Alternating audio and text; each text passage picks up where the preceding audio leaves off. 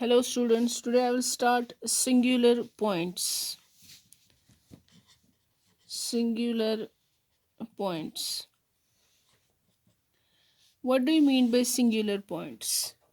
Singular point is a point on the curve at which the curve behaves in an extraordinary manner is called a singular point. Now there are two types of singular points. Two types of singular points. Number one is point of inflection, and second is multiple point. Okay, now first we will discuss this. Number one, यहाँ पर आपको concept होना चाहिए concavity का and convexity का.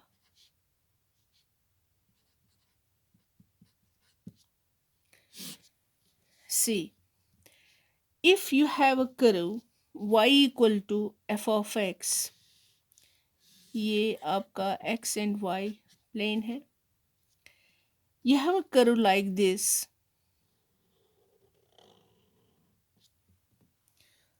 और इस curve पे कोई पॉइंट P है जहाँ से हम टेंजेंट ड्रॉ करेंगे. This is a tangent and this is a curve y of fx. ये देखिए, ये कर्व मैं अगर यहाँ पर ऐसे बनाऊंगी आपको समझाने के लिए, सॉरी, यहाँ पर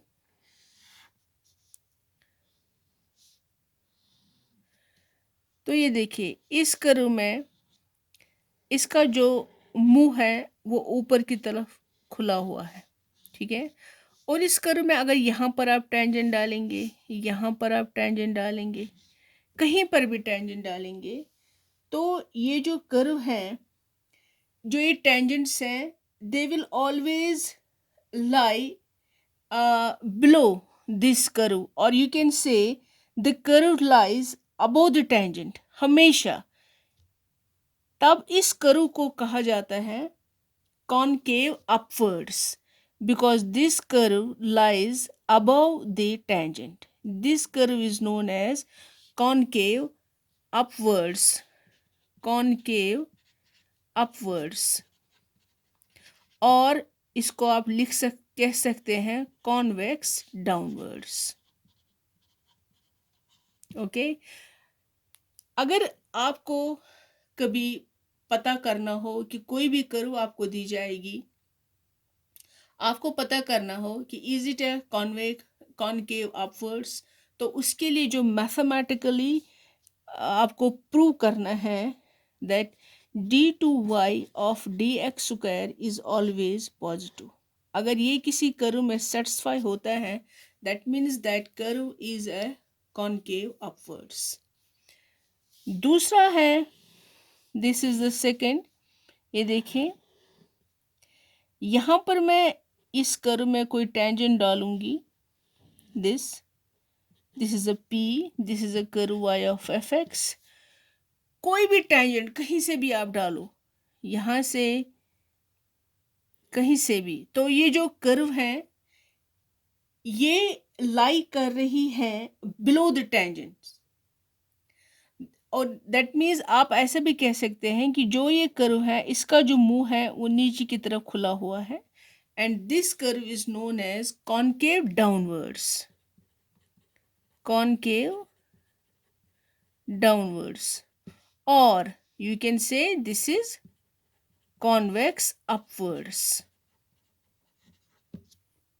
और इसका जो मैथमेटिकली अगर आपको कर्व का दिखाना हो, इज इट कॉन्केव डाउनवर्ड्स, तो इसके लिए मैथमेटिकली आपको दिखाना पड़ेगा d/y by dx square is always negative.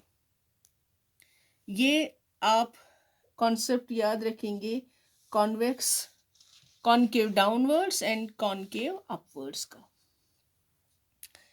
Third is point of inflection, जो कि मैं आपको यहां पर मैंने बोला। पॉइंट ऑफ इन्फ्लेक्शन क्या होता है, ये देखिए, अगर कोई कर्व ऐसे हैं,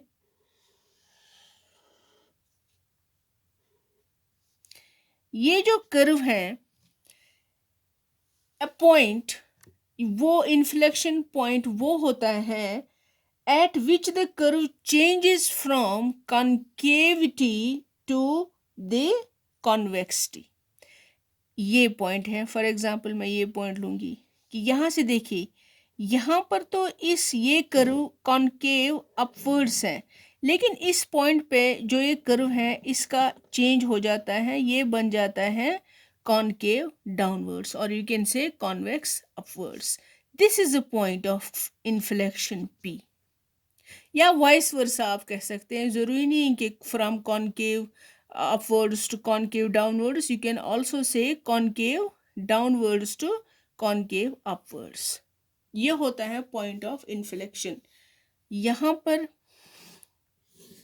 ये मैं टेंजेंट इसमें यहाँ से ड्रॉ कर रही हूँ। So this is a point of inflection. Now what is a point of inflection? A point on the curve at which the curve changes from concavity to convexity or vice versa is called point of inflection। Okay, ये है आपका point of inflection. इसके लिए mathematically अगर आपको कभी point of inflection पता करना हो कुछ कर्व का, तो इसके लिए आपको mathematically you have to find d3y by dx cube is not equal 0।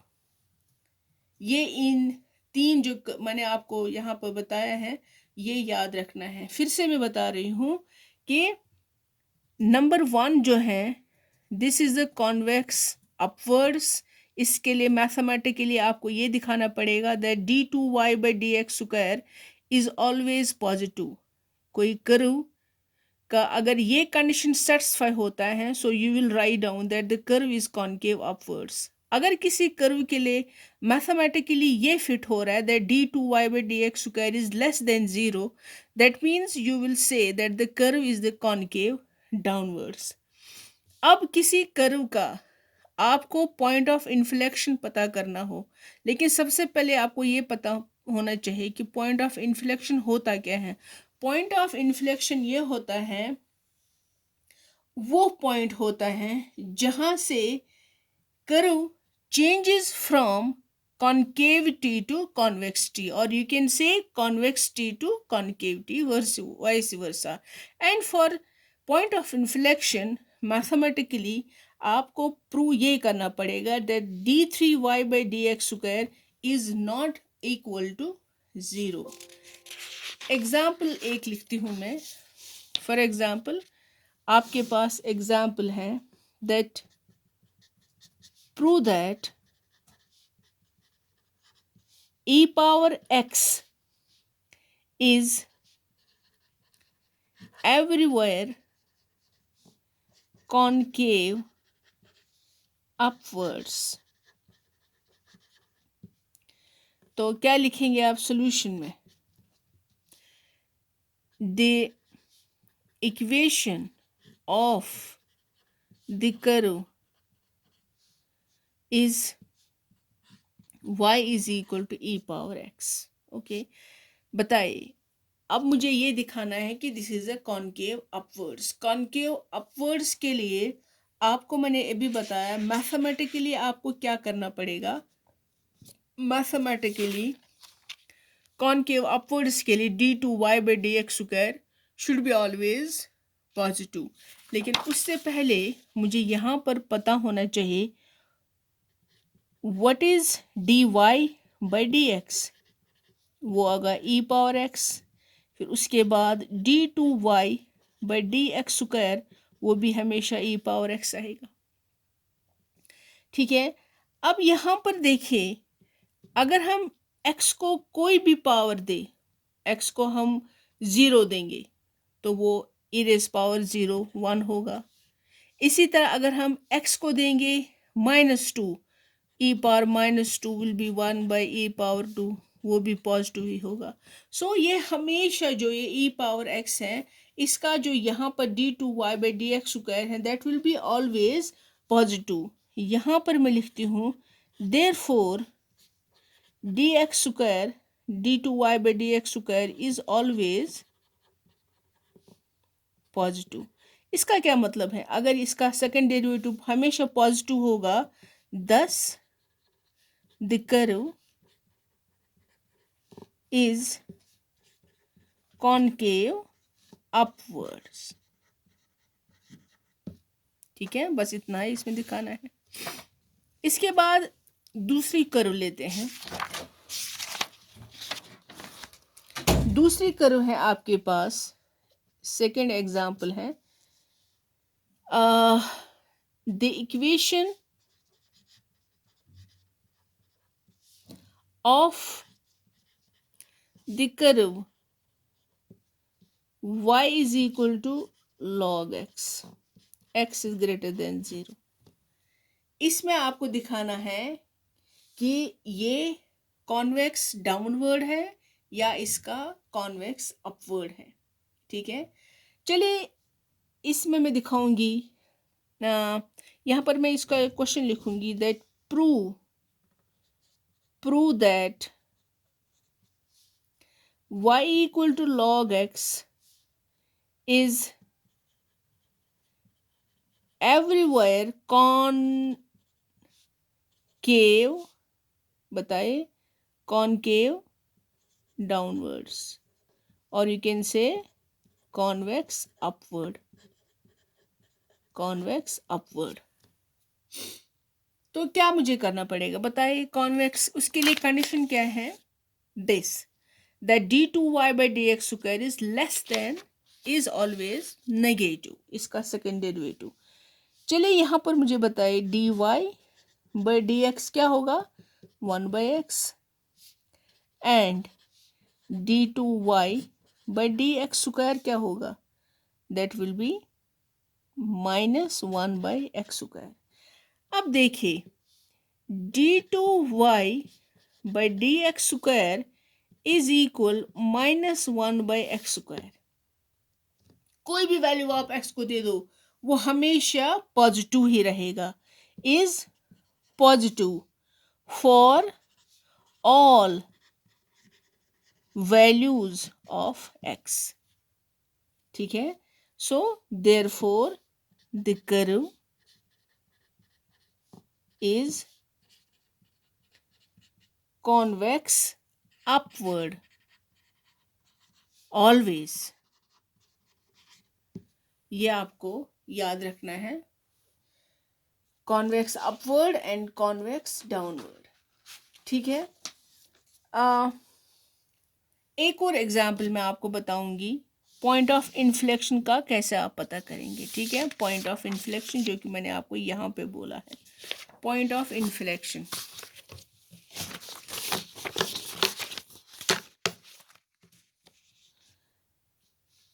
They have find the range of values, find the range of values of x for which the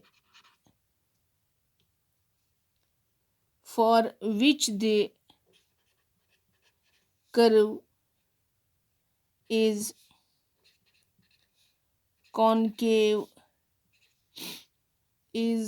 concave upwards or concave downwards। Find the range of values of x for which the curve is concave upwards or concave downwards। इसमें हम फिर point of inflection का भी पता करेंगे। अब देखिए आपके पास सॉल्यूशन में लिखूंगी, the equation of curve is y is equal to x power 4 minus 6x power 3 plus 12x square plus 5x plus 7. Okay, this is number 1. अब आपको पता ही है concave upwards and concave downwards के लिए आपको किन किन डेरिवेटिव्स का पता करना है. सबसे पहले डेरिवेटिव होगा dy by dx. बताइए क्या होगा. This will B 4x cube and ये क्या होगा -18x square. Okay, this will B 24x and this will B 5. इसका पहला डेरिवेटिव. फिर इसका सेकंड डेरिवेटिव क्या होगा. सेकंड डेरिवेटिव क्या होगा d2y by dx स्क्वायर क्या होगा. This will B 12x square minus 36x plus 24. ये इसका सेकंड डेरिवेटिव होगा. अब अगर इसका d2y by dx square, this can I write, this is 12x square minus 3x plus 2. okay, यही है ना. so this I can write, this is x minus 1 and x minus 2. चलिए यहाँ पर गए x1 एंड x2. अब देखिए ये बोल रहा है find the range of values. यहाँ पर एक नंबर लाइन बनाते हैं 1 and 2. 1, this is 1 and this is 2. आपको पता है फॉर कॉनकेव अपवर्ड्स के लिए d2y by dx स्क्वायर क्या होना चाहिए. d2y मैंने ये भी आपको बोला कॉनकेव, ये मैं यहाँ पर रखती हूँ. कॉनकेव अपवर्ड्स के लिए आपके पास होना चाहिए d2y by dx square always positive. अब पहले हम वही पता करेंगे. ये देखिए यहाँ पर पॉजिटिव है ना, तो हम यहाँ पर पॉजिटिव से स्टार्ट करेंगे. प्लस, फिर उसके बाद माइनस, फिर उसके बाद प्लस. अब अगर यहाँ पर लेस देन 0 होता तो हम स्टार्ट करते यहाँ से माइनस प्लस माइनस. यहाँ पर क्या है ये, this is plus infinity and this is minus infinity. ठीक है. अब यहाँ पर देखिए मैं आपको बताऊंगी. नाउ इन, ये मुझे बताइए माइनस इन्फिनिटी टू 1, ये वाला रेंज माइनस, क्योंकि यहाँ से देखिए यहाँ से जितने भी वैल्यूज होंगे वो सब पॉजिटिव होंगे, और यहाँ से भी जितने वैल्यूज होंगे वो पॉजिटिव होंगे. लेकिन जो बीच वाला ये इंटरवल है इसमें जितने भी वैल्यूज होंगे वो हमेशा नेगेटिव होंगे. ओके, सो अब बताइए. नाउ इन, यहाँ पर लिखते हैं माइनस इन्फिनिटी टू 1, यह आपका पहला रेंज है. This is the interval. इसमें मुझे बताइए d2y dx स्क्वायर हमेशा क्या होगा, ग्रेटर देन 0. अगर ये ग्रेटर देन 0 है दैट मीन्स कर्व क्या है, कर्व इज क्या है, कॉनकेव अपवर्ड्स. ये देखिए आप, ये वाला. ओके, फिर उसके बाद ये हो गया कि एक इंटरवल. अब इस इंटरवल की बात करते हैं, किस में, इन बताए 1, 2 में. मुझे बताइए d2y by dx स्क्वायर हमेशा क्या होगा, negative. So this will be less than 0. अगर ये नेगेटिव होगा तो that means what is this, curve क्या है, therefore curve is concave downwards. Okay, फिर उसके बाद दूसरा ये आता है, तीसरा वाला. सो इन 2 to infinity, what will be d2y by dx square. बताए क्या होगा, this will be always positive. अगर ये ऑलवेज पॉजिटिव है दैट मीन्स कर्व क्या होगी, कर्व इज कॉनकेव क्या है, अपवर्ड्स। ओके, ये आ गया 3 आपका, कॉनकेव डाउनवर्ड्स भी आ गया, कॉनकेव अपवर्ड भी आ गया। अब हम बात करेंगे किसकी, बात करेंगे हम पॉइंट ऑफ इन्फ्लेक्शन की। वो कैसे पता करेंगे आप, पॉइंट ऑफ इन्फ्लेक्शन क्या है। यहाँ पर मैं इसको थोड़ा ऐसे रखूँगी, ठीक है। Point of inflection, point of inflection के लिए मैंने आपको बोला था कि d3y by D x cube should not be equal 0, लेकिन उससे पहले उसमें आपको पॉइंट ऑफ इन्फ्लेक्शन पता करने से आपको पहले putting d2y by D x square equal 0 put करना है। ओके, पुट करना है। एंड अब आपके पास x क्या है, x है आपके पास 1 और 2, जो कि आपको यहाँ पर मिला है d2y by D x square से, ठीक है। तो अब मुझे यहाँ पर आप बताइए, यहाँ पर आपका d2y by D x square आया, तो यहाँ पर मुझे बताइए d3y by D x cube क्या होगा। वो क्या होगा 24x, फिर 24x माइनस 36, ये आपका d3y बाई ये है। अब यहाँ पर एट x इक्वल टू 1 जो कि आपको यहाँ पर मिला है, यहाँ पर कीजिए fit 24 when x is equal to 1 minus 36, this is not equal 0। Okay, ये condition for point of inflection के लिए सेटिस्फाई होनी चाहिए, तब आप पॉइंट ऑफ इन्फ्लेक्शन निकाल सकते हैं। अगर ये कंडीशन सेटिस्फाई नहीं हो रही है तब आप पॉइंट ऑफ इन्फ्लेक्शन नहीं निकाल पाएंगे। अब ये पहला x इक्वल टू 1 पे फिट हो रहा है, दूसरे पे है एट x इक्वल टू 2, तो बताइए d3y by D x cube पे क्या होगा 24 2 minus 36, this is not also equal to 0। अब ये दोनों 0 नहीं है, therefore there are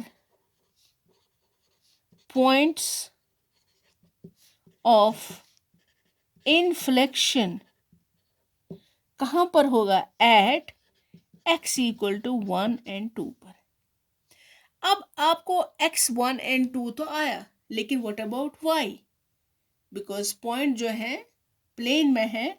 आपको यहाँ पर देखिए, आपको ये x है ये y है, तो आपको जो पॉइंट ऑफ इन्फ्लेक्शन है इसमें x भी चाहिए y भी चाहिए। अब आप y का कैसे पता करेंगे, y का आपको ऐसे पता करना है, यहाँ पर जो मैंने 1 नाम दिया था, ये जो actual equation of the curve है 1, उसमें आपको x का वैल्यू फिट करना है। वो कैसे, आप देखिए, वो अगर फिट करेंगे ऐसे, यहाँ पर मैं लिख रही हूँ from 1 when x is equal to 1, इसमें आप x का वैल्यू 1 पुट करेंगे तो क्या आएगा, y will be equal 1 power 4 minus 6 1 power 3 plus 12 1 power 2 plus 5 into 1 plus 7, तो दैट मीन्स इसको आप कैलकुलेट करेंगे, so this will be 19। Okay, यह आएगा 19, यह आएगा x। इसी तरह from 1 when x is equal to 2, तो अगर आप इसको कैलकुलेट करेंगे y विल बी 33, ठीक है, y will be 33। Hence the points of inflection are, बताए 1 19 एंड 2 33, ये आपके पास पॉइंट ऑफ इन्फ्लेक्शन है। यह आपका हो गया क्वेश्चन। लेकिन जो हमारा सिलेबस है वो स्टार्ट होता है मल्टीपल पॉइंट से। मल्टीपल पॉइंट जो मैंने आपको अभी बोला ये है, पॉइंट ऑफ इन्फ्लेक्शन का तो हो गया, दूसरा था मल्टीपल पॉइंट्स। मल्टीपल पॉइंट्स क्या होता है कि अगर किसी पॉइंट से, अगर ये कोई पॉइंट है, इस पॉइंट से more than one branch, through which more than one branch of the curve passes, इस अगर एक कर्व ऐसे पास हो रही है, ठीक है, इस पॉइंट से दूसरी कर्व ऐसे पास हो रही है, ओके, तीसरी कर्व ऐसे पास हो रही है, फिर कर्व ऐसे पास हो रही है। So this is C1, C2, C3, C4, C5, C6, C7, C8 ऐसे पास हो रही है, ठीक है, C8, C9। अगर इस एक पॉइंट से मल्टीपल कर्व्स पास हो रही है then this point is called a multiple point, ठीक है, यह आपको याद रखना है। अब इस मल्टीपल पॉइंट में अगर इस कर्व्स, जो पॉइंट आपको मैंने दिया है, अगर इससे पास हो रही है ऐसे एक कर्व, दूसरी कर्व ऐसे पास हो रही है, तीसरी कर्व ऐसे पास हो रही है, C1, C2, C3, तब इसको कहा जाएगा ट्रिपल पॉइंट, ठीक है। यहाँ पर 3 से ज़्यादा है, सो दिस इज मल्टीपल। यहाँ पर मैं 3 कर्व्स को इस पॉइंट से पास कर रही हूँ, तो this is the triple point. अब अगर मैं इस कर्व को, अगर मैं इस पॉइंट से 2 कर्व्स जो है वो पास हो रही है, ठीक है, 2 कर्व्स पास हो रही है, तब इस पॉइंट को क्या कहा जाएगा? डबल पॉइंट, ठीक है। और ये इनके टेंजेंट्स हैं, इसका टेंजेंट ये है इस कर्व का, एंड इस कर्व का जो टेंजेंट है वो ये है, ठीक है, ये टेंजेंट है। So this is a point P, okay. ये बेसिकली ऐसे है, this is X and this is Y, this is the origin. अगर इस तरह से if two curves pass through a single point then that point is called a double point। अब अगर इस टाइप से 2 कर्व्स पास हो रही है, इस हिसाब से 2 कर्व्स पास हो रही है, तब उस कर्व को कहा जाएगा node. A double point is called a node if distinct branches have distinct tangents। 2 curves है ना, तो इसका अपना अलग टेंजेंट है, इसका अपना अलग टेंजेंट है। तो इस टाइप ऑफ जो डबल पॉइंट है इसको कहा जाएगा नोड, ठीक है। अब अगर दूसरा डबल पॉइंट है, उसके जो कर्व्स हैं वो ऐसे पास हो रही है, और उन दो जो ये पॉइंट है, उन 2 कर्व्स का एक सिंगल कॉमन टेंजेंट होगा। This is C1, this is C2 and this is the tangent, this is point P। अगर ऐसे किसी पॉइंट से 2 कर्व्स पास हो रही है और उन 2 कर्व्स का एक ही टेंजेंट हो, कॉमन टेंजेंट हो, तब उस डबल पॉइंट को कहा जाएगा कस्प, ओके। ऐसे भी हो सकता है, कर्व्स ऐसे भी हो सकती हैं,